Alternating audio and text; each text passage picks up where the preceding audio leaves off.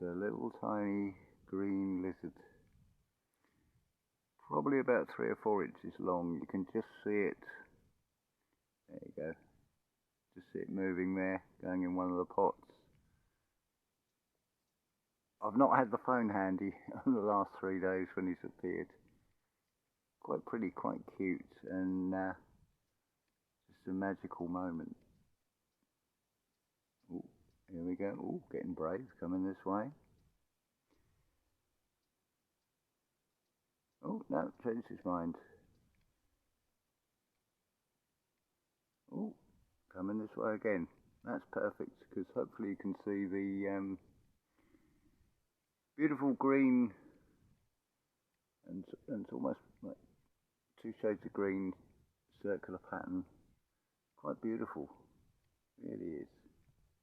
Oh, that's beautiful, nice and obliging. And there he goes.